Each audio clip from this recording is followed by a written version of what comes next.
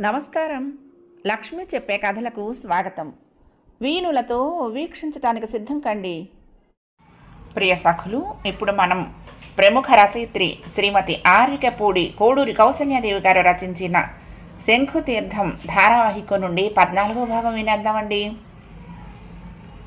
బావా, ఇంటికి వెళ్ళి తీరిగ్గా ఆలోచించండి, ఇక సంభాషణ పొడిగించొద్దు, వెళ్ళండి అంది వందన. ఇప్పుడు నేను వెళ్ళి చేసేదేముంది? ఎక్కడైనా నిద్రేగా ఇక్కడే పడుకుంటాను. ఇంత ఆపదలో నిన్ను వదిలి వెళ్ళనా అన్నాడు చక్రధరం. నాకేం ఆపద రాలేదు, ముందు వెళ్ళండి. రక్షించినా భక్షించినా ఆ భగవంతుడికే చెల్లింది కానీ మన చేతిలో ఏముంది?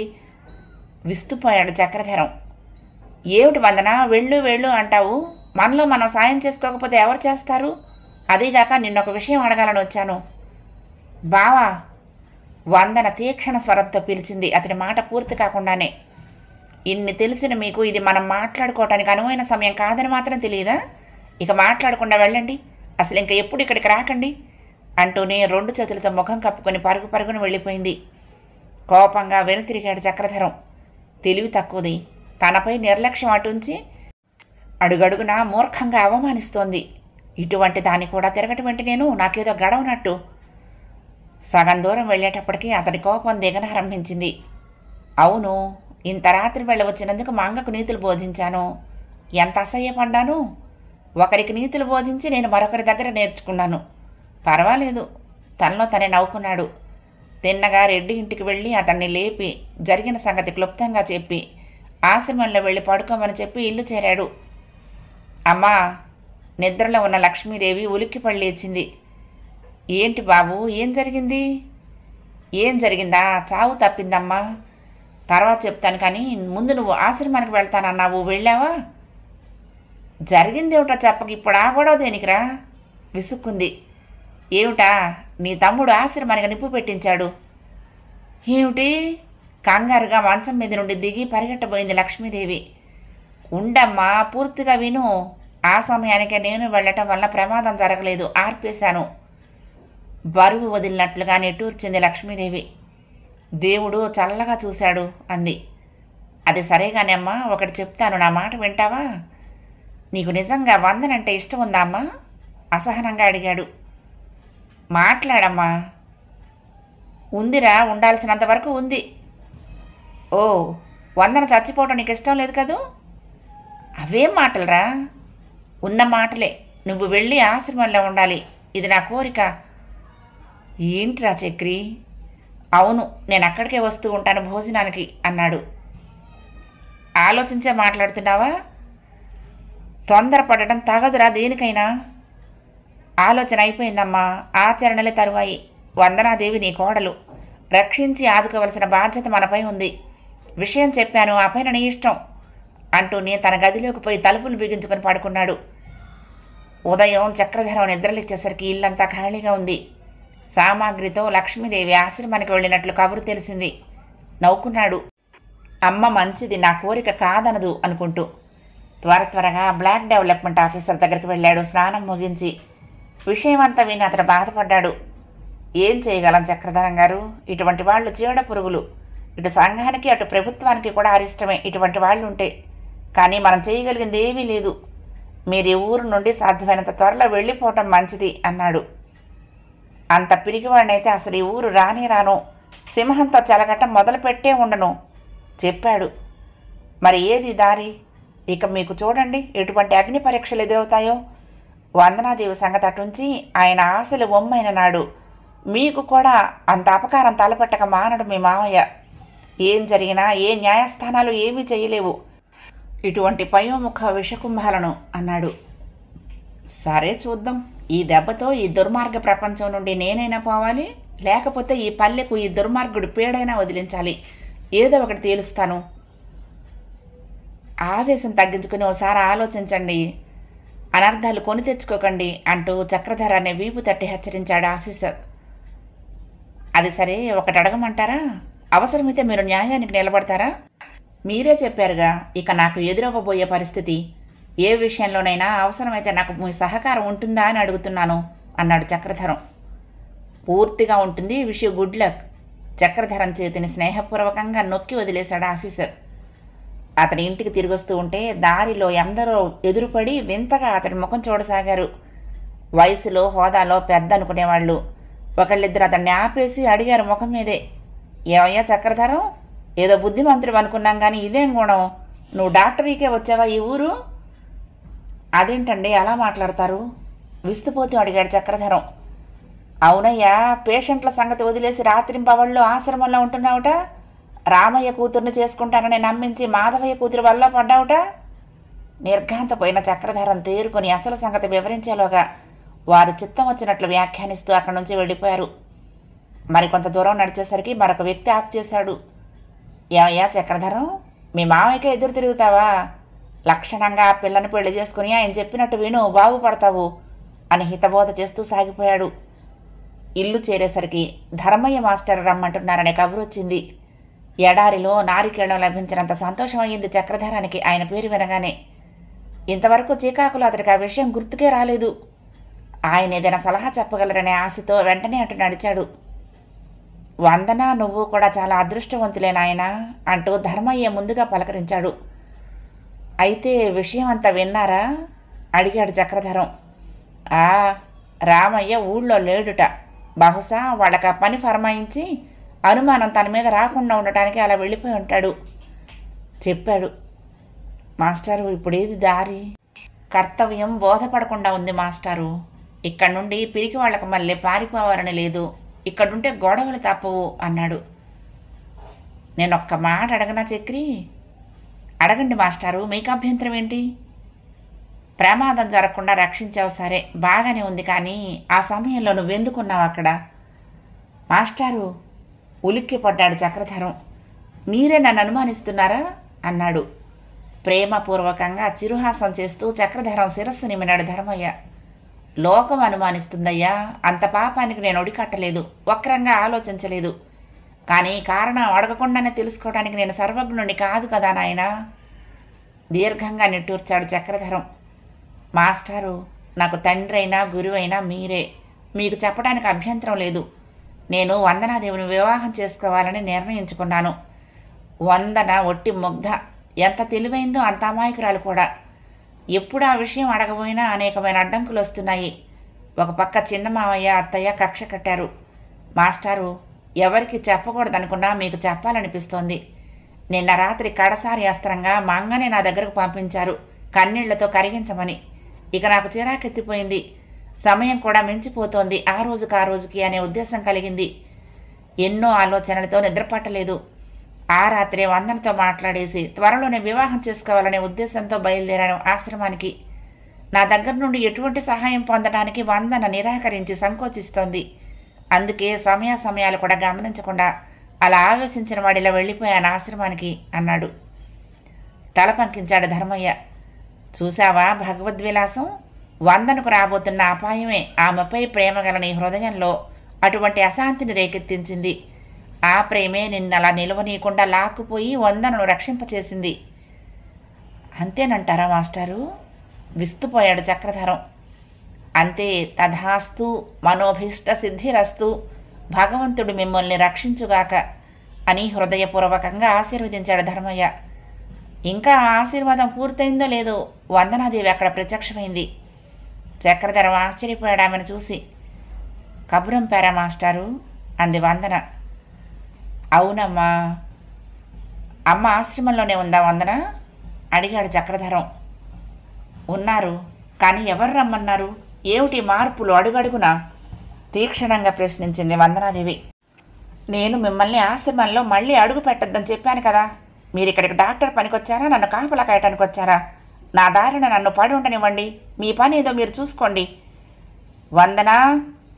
ధర్మయ్య అదిలింపుతో వందనాదేవి వాక్ప్రవాహం ఆగిపోయింది. బాబు చక్రధరం, నువ్వు వెళ్ళు, మళ్ళీ కలుద్దాం అన్నాడు ధర్మయ్య. అయిష్టంగానే కదిలిపోయాడు చక్రధరం. అతడికి బాగా కోపం వచ్చినట్లు అరుణవర్ణం దాల్చిన అతడి వదనం చెప్తోంది. సరేలే, మళ్ళీ నీ తోటలో అడుగుపెట్టను కోపంగా అంటూ విసురుగా వెళ్ళిపోయాడు. వందన బలవంతంగా ఏడుపు ఆపుకుంటున్నట్లు ధర్మయ్య గ్రహించాడు. వందన, ఇలా కూర్చోమ్మా సానునయంగా పలికాడు. నివేదన పూర్తిగా చదివేశావా అమ్మా అడిగాడు. ఒకసారి చదివేశానండి, మళ్ళీ చదువుతున్నాను. ప్రసంగ ధోరణి మారటంతో వందనాదేవి హృదయగత స్థితి కూడా మారి స్వచ్ఛంగా మాట్లాడగలుగుతుంది. అసలు నేనే వద్దామనుకున్నానండి, ఇంతలో మీరు కబురు పంపారు.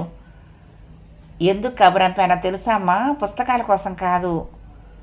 తెలుసండి, రాత్రి ప్రమాదం విషయం బహుశా బావ చెప్పుంటాడు అంది. లేదు, అందుకు కూడా కాదు. అయినా అతడు ఆ విషయం నాకు చెప్పలేదు. నీలాగే అతడికి కబురంపాను. నాకు విషయం అంతా పూర్తిగా వేకువనే తెలిసింది.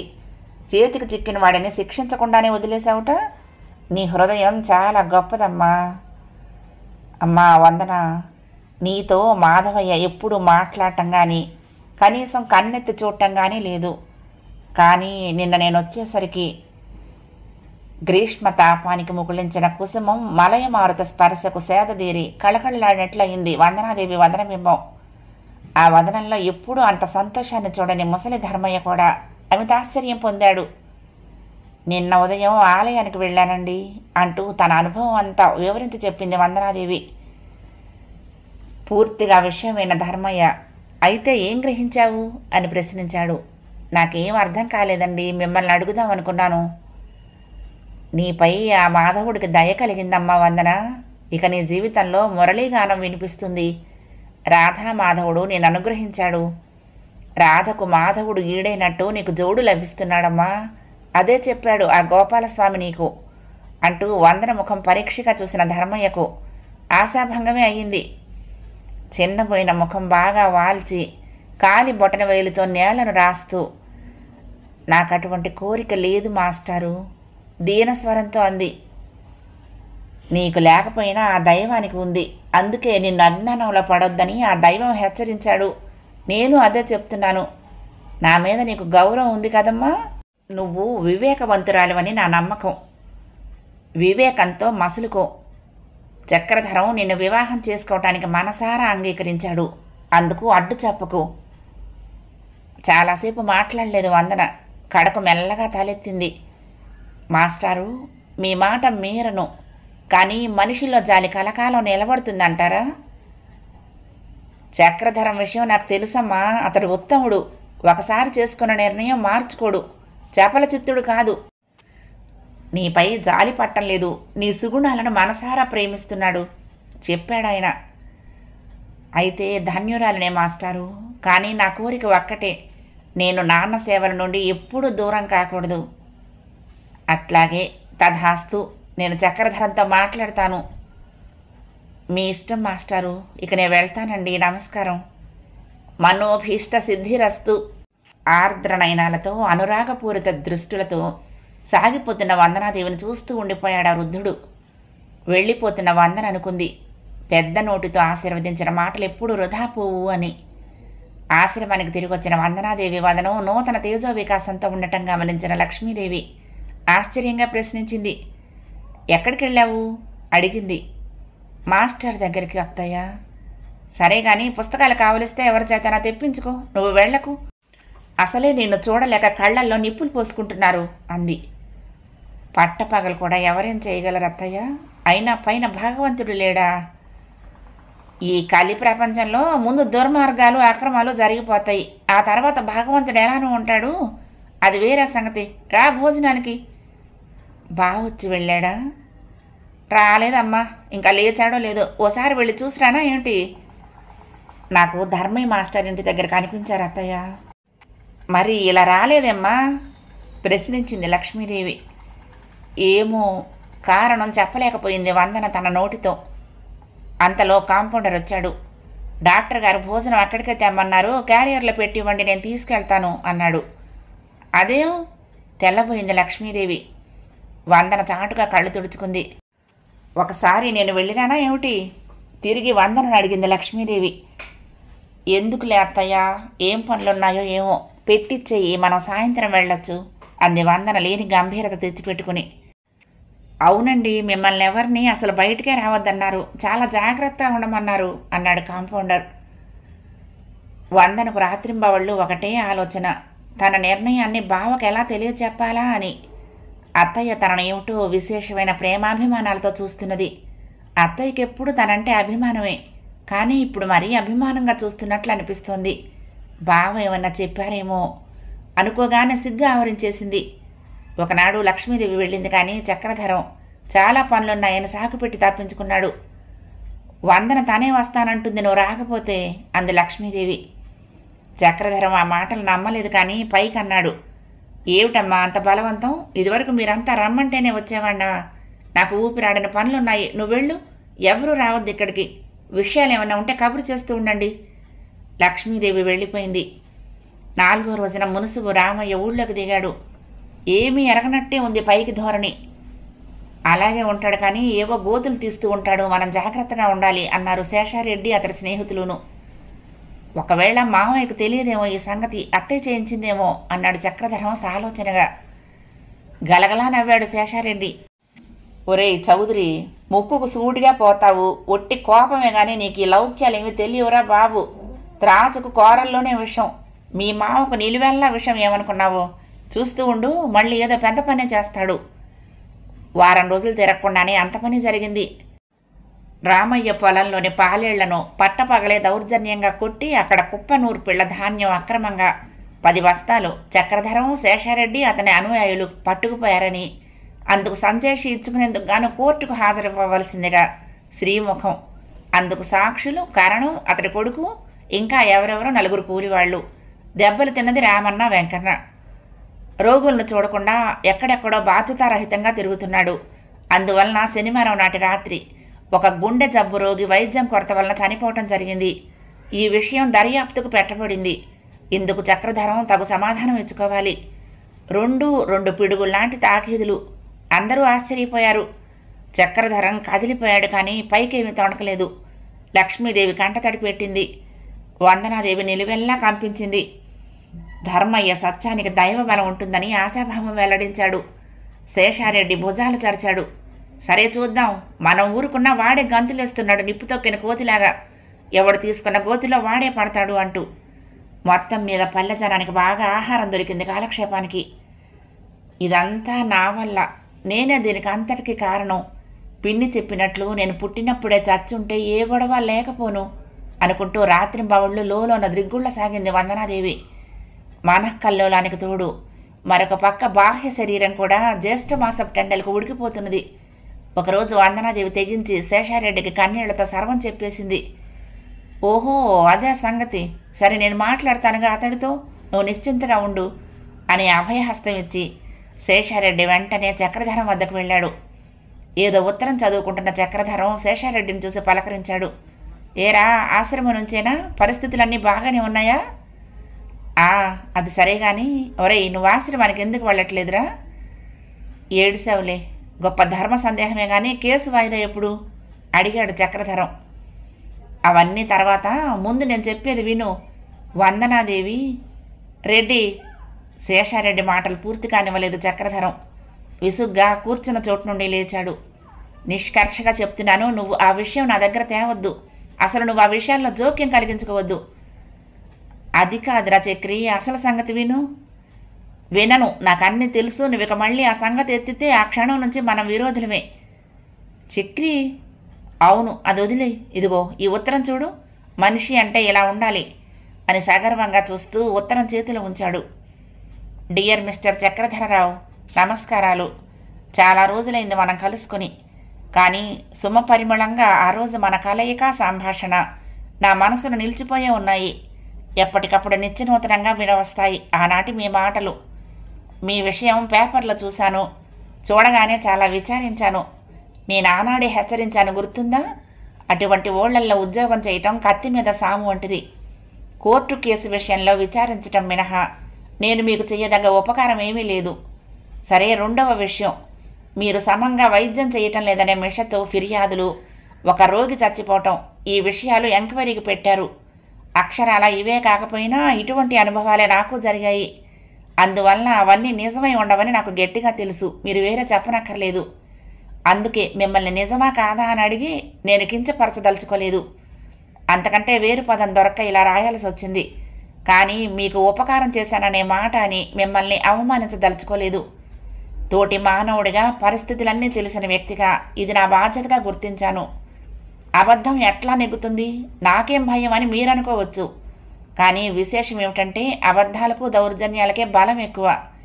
విద్యా జ్ఞానం లేని కల్లా కపటాలెరుగని అమాయక శ్రామిక జనులను మభ్యపెట్టి ధనాశ చూపి తప్పుడు సాక్ష్యాలు సృష్టిస్తారు ఈ పెద్ద మనుషులు. లేని వ్యక్తిని పుట్టిస్తారు, చావనదే చచ్చినట్లు నమోదు చేయిస్తారు. ఇనుప కమ్ముల వంటి ఈ సాక్ష్యాలను ఎవ్వరూ సడలించలేరు. అందుకే నేను ముందే జాగ్రత్త పడ్డాను. ఈ విషయాన్ని ఎంక్వైరీ చేస్తున్న ఆఫీసర్ నా స్నేహితుడికి స్నేహితుడు, చాలా సహృదయుడు.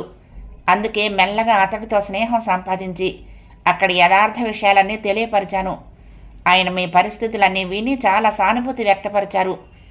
ఆయన వ్యక్తిగతంగా కూడా ఉదాత్త హృదయుడు. అందువల్లనే ఈ ఎంక్వైరీని ప్రస్తుతానికి ఆపుచేసి అసలు మీ చక్రపురంలో గల కుళ్ళు రాజకీయాలు, పెద్ద మనుషుల నిజతత్వాలు ఆరా తీయదలుచుకున్నారు. ఈ దెబ్బతో చక్రపురంలోని అమాయక జనులకు, ఉద్యోగస్తులకు పీడ వదిలిపోతుందని ఆశిస్తున్నాను. ఎప్పుడైనా కలుసుకున్నప్పుడు అంతా వివరంగా మాట్లాడుకుందాము. మరి సెలవు. మిత్రుడు శేఖర్.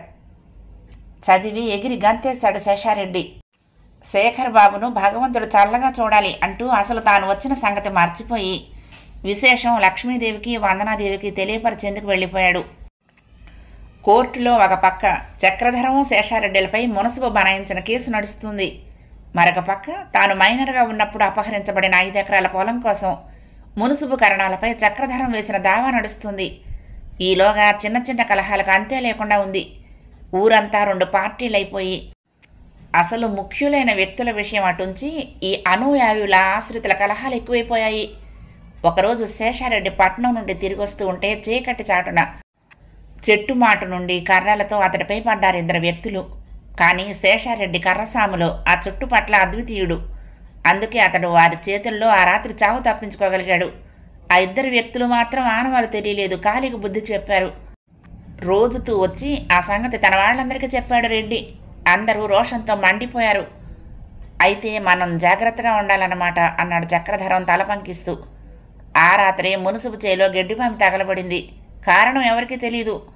మంటలు పశువుల కొట్టానికి కూడా అంటుకుంటే పశువులన్నీ పెట్టే గోల వినిపించి దూరాన పాకలో ఉన్న జీతగాడు లేచొచ్చి అన్నిటికీ కట్టుతాళ్లు కోసేశాడు. కానీ అప్పటికే ఒక ఎద్దు కాలి చచ్చిపోయింది. అది చక్రధరం శేషారెడ్డి చేయించారని మునుసుబు కారాలు మిరియాలు నూరి మరో క్రిమినల్ కేసు పెట్టాడు. కారణం కూతురు మరి 4 నదీ స్నానం చేసి వస్తూ ఉంటే దారిలో శేషారెడ్డి తమ్ముడు మరి 4 యువకులు హేళనగా ఏదో అన్నారని పితూరి దానిపైన పరమేశ్వరం ఉగ్రుడై చక్రధరం ఇంటి మీదకు వచ్చి నానా మాటలు అన్నాడు. మొదట చక్రధరం తెల్లబోయాడు. తర్వాత శాంత స్వరంతో పరమేశ్వరం వీపు తడుతూ, చూడు పరం, వ్యవహారాలు అలా జరుగుతాయి, వాటిని అలా వదిలి. కానీ వాటి కోసం మనం మానవత్వాలని విస్మరించి దిగజారితే ఎలా? ఇలా ఒకదాని వెనక ఒకటి రోజుకొక కొత్త గొడవ లేవదీస్తూ ఉంటే దీనికి అంతే అక్కడ అన్నాడు. పరమేశ్వరం కోపం తగ్గకపోగా మరింత ఉగ్రుడైపోయాడు. ఆ విషయం అడగటానికి నేను వచ్చాను, నాకెదురు నీతులు బోధిస్తున్నావే పెద్ద మనిషిలాగా అన్నాడు. చక్రధరం కోపం తెచ్చుకోలేదు. చూడు పరం, గొడవల సంగతి, చిన్నతనపు అజ్ఞానపు ప్రవర్తనల సంగతి మర్చిపో. మనం సహాధ్యాయులం, స్నేహితులం. నా సంగతి నీకు తెలియదా? నేను ఇటువంటి అగౌరవమైన పనులు ప్రోత్సహిస్తానని నువ్వు అంతఃసాక్షిగా నమ్ముతున్నావా? పరం, నీ చెల్లెలు నాకు చెల్లెలే. లోకంలోని ఆడవాళ్ళందరూ ఎటువంటి వాళ్ళైనా సరే నాకు తోబుట్టువులు, మాతృ సమానులే. ఈ విషయం నువ్వు నమ్మినా సరే నమ్మకపోయినా సరే సహ విద్యార్థినులను సరదాలకైనా నేను ఎప్పుడూ హేళన చేయలేదు. నా విద్యార్థి దశ మొత్తంలో తెలుసా అన్నాడు. అప్పటికి పరమేశ్వరం మాట్లాడలేదు. క్రోధంగా ఉన్న అతడి చూపులు అలాగే ఉన్నాయి. చక్రధరం ఒక క్షణం అతడి వైపు చూసి, సరే కూర్చో 1 నిమిషం అంటూ పరమేశ్వరం అంగీకరించకపోయినా బలవంతంగా కూర్చోబెట్టి నౌకరు కుర్రవాడిని అప్పటికప్పుడే శేషారెడ్డి ప్రభృతుల కోసం పరిగెత్తించాడు. 1 పావు గంటలో శేషారెడ్డితో సహా అతడి అనుచరులు 25 మంది వరకు వచ్చారు. ఏం చక్రధరం బాబు అంటూ, చూడండి రెడ్డి, మీకందరికీ నాపై గౌరవమే కదా. అదేంటి ద్వారా నీకోసం ప్రాణాలు ఇడుస్తాం, నిప్పుల్లో దూకుతాం అంటూ ఒక్కొక్కళ్ళే తలలు వచ్చి భక్తిపూర్వకంగా నిండు హృదయాలతో చెప్పసాగారు. చాలు ఆపండి, అంతంత పనులు చేయగలవాళ్ళు మరి ఎందుకు ఇలా నా పరువు తీసేస్తున్నారు? చక్రధరం గంభీరంగా అడిగిన దానికి అందరూ విస్మయంగా చూడసాగారు. మొన్న రాత్రి మునసపు గారి గెడ్డివామి తగలబెట్టిందెవరు? ఈవేళ కరణం గారు అమ్మాయిని హేళన చేసిందెవరు? నిప్పులు కురిపించే నేత్రాలతో అడుగుతున్నాడు చక్రధరం. అప్పటికి ఎవరూ సమాధానం చెప్పలేదు. తలలు వాల్చి నిల్చున్నారు. అందరినీ కొద్దిసేపు పరీక్షగా చూసి చేతులు కట్టుకుని అటు ఇటు పచారులు చేస్తూ గంభీరంగా చెప్పసాగాడు చక్రధరం. ఎవరైంది నాకు చెప్పనక్కర్లేదు, ప్రత్యేకంగా నేను వినగొరటం లేదు కూడా. కానీ నాపై ఏ మూల ఏమాత్రం గౌరవం ఉన్నా మీరంతా నా మాటలు జాగ్రత్తగా వినండి. మన మధ్య రేగిన వైషమ్యాల ఫలితం అమాయకులపైన, అబలలపైన, నోరు లేని జీవాలపైన చూపటం అవివేకం. అది పౌరుష లక్షణం కాదు, హీనాతిహీనమైన గుణం. కక్షలతో క్రౌర్యాలతో మండిపోయే మనం బాగానే ఉన్నాం, కానీ ఒక నోరు లేని జీవం ప్రాణాలు విడిచింది మొన్న రాత్రి మంటల్లో. ఇందుకు మీ హృదయాలు ఏడవటం లేదా? మనం ఛాతీలు విరుచుకుని సగర్వంగా తిరుగుతాం. ఓ ఆడపిల్ల మనం అన్న మాటలకు ఇంట్లో పడి దిగులుతో ఏడుస్తూ ఉంటే ఆ ఉసురు మనకు తగలదా? ఎదుట వాలి ఉన్న తలలు ఆ మేఘగర్జనలకు మరింత వాలిపోయాయి. మిమ్మల్ని తిట్టాలని, నీతులు బోధించాలని నా అభిమతం కాదు. కానీ ఒక్కటి, న్యాయం కోసం పోరాడుతున్నాం మనం, అంతే. వీటిలో నుండి నీచ వ్యవహారాల్లోకి దిగకూడదు. పాపం ఆడవాళ్ళు ఇళ్లల్లో ఉండేవాళ్ళు, వాళ్ళకేం తెలుసు? 10 ఏళ్ల పిల్లకెంత తెలుసో 25 ఏళ్ల స్త్రీకి అంతే తెలుసు. 4 గోడల మధ్య వాళ్ళ మనసులు అంతకంటే ఎదగవు. ఎక్కడో ఒక్కళ్ళిద్దరు తప్ప ఎవ్వరూ మగవాళ్ళు గీచిన గీటు దాటరు. ఇష్టం ఉన్నా లేకపోయినా తన వాళ్ళు చెప్పినట్లు నడుచుకుంటారు. వాళ్ళు మాట్లాడమన్న వాళ్ళతో మాట్లాడతారు, వద్దన్న వాళ్ళతో లేదు. అటువంటి అమాయకులతోనూ అగౌరవంగా ప్రవర్తించటం. కొంతసేపు ఆగి తిరిగి చెప్పాడు. సరే, ఆఖరిసారిగా ఒక మాట చెప్తున్నాను. పూజించి గౌరవించవలసిన వాళ్ళని, మన అండ కింద ఆదరించవలసిన వాళ్ళని కర్తవ్యం మరిచి అవమానించడానికి కాదు ఈ కండలు దేరిన శరీరాలు, ఈ మానవ జన్మలను ప్రయోజనమైన గర్వించదగ్గ పనులు చేయాలని అలా మీరందరూ నా ఎదుట ప్రమాణం చేయండి. ఎవ్వరూ మాట్లాడలేదు. శేషారెడ్డి తమ్ముడు అర్జున్ రెడ్డి రోషంగా తలెత్తాడు. అయితే ఇన్ని చెప్పావు, వాడు చేసినవి చెప్పావు కావే? ఆ వేళ రాత్రి చీకటి చాటున శేషుని కొట్టించడం న్యాయమా? మనిషి చావనిదే చచ్చాడని నీ మీద నింద మోపటం న్యాయమా? మాధవయ్య గారి ఆశ్రమానికి నిప్పంటించడం న్యాయమా? ఇన్ని చేస్తున్న మోసగాళ్ల తరపున న్యాయాలు నిర్ణయించమని ఈ పెద్ద మనిషి పరమేశ్వరం రావటం బాగానే ఉంది, నువ్వు అడగటమూ బాగానే ఉంది. ఎరుపు జీరలతో మండిపోతున్నాయి అతడి కళ్ళు. శాంతించు అర్జున్, మనం సక్రమంగా ఉండటం మన ధర్మం, ఇతరుల మార్గం నిర్ణయించడానికి మనమెవరం అన్నాడు. అంటే వాళ్ళు తిట్టినా కొట్టినా పడి చచ్చిపోమంటావా? చిరునవ్వుతో తల అడ్డంగా ఊపాడు చక్రధరం. ఆత్మరక్షణ కూడదని నేను చెప్పలేదే.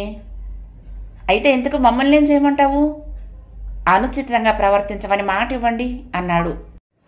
ఒక్కసారి అందరూ ముఖముఖాలు చూసుకున్నారు. సరే చౌదరి, నీ ముఖం చూసి నీపై గౌరవం కొద్దీ మాటిస్తున్నాము. అందరూ కుడి అరచెయ్యి గుండెలపై ఆంచి చెప్పారు.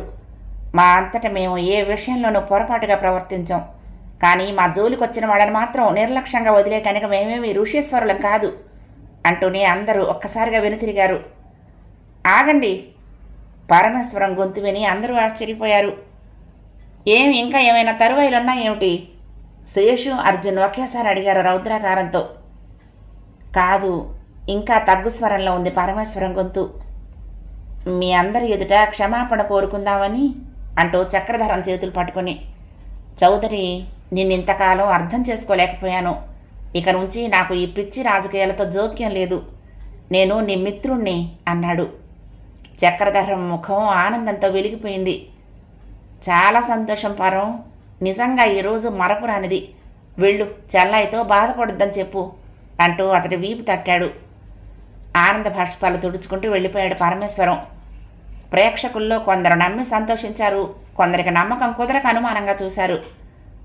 ఇదేదో మళ్ళీ కొత్త పన్నాగం అని హేళనగా నవ్వాడు శేషారెడ్డి. అంత తేలిగ్గా తీసేగు శేషు, చూద్దాం అన్నాడు చక్రధరం. ఊరంతా అట్టుడికినట్లు ఉడికిపోతుంది. ఎవరు తిన్నగా తిళ్ళు తినటం లేదు, కంటి నిండా నిద్రపోవటం లేదు. ఎప్పుడు ఎవరి ఇంటికి ఏం ఆపద మూడుతుందోనన్న భయమే. ఆడవాళ్ళు కూడా ఇదివరకు ప్రాణంగా ఉండేవాళ్ళల్లా ఇప్పుడు మగవాళ్ల పార్టీని అనుసరించి వాళ్ళు విరోధులైపోయారు. ఈ విరోధాలు ఎంతటివంటే ఆఖరికి వాళ్ళు వీధిని నడుస్తూ ఉంటే వీళ్ళు గుమ్మంలో కూడా నిల్చోలేకపోవటం. ఆ ఇల్లాలు చెరువు వద్ద ఉంటే ఈ గృహిణి చెరువు వరకు వెళ్ళినదైనా సరే వెనక్కు తిరిగి వచ్చేయటం.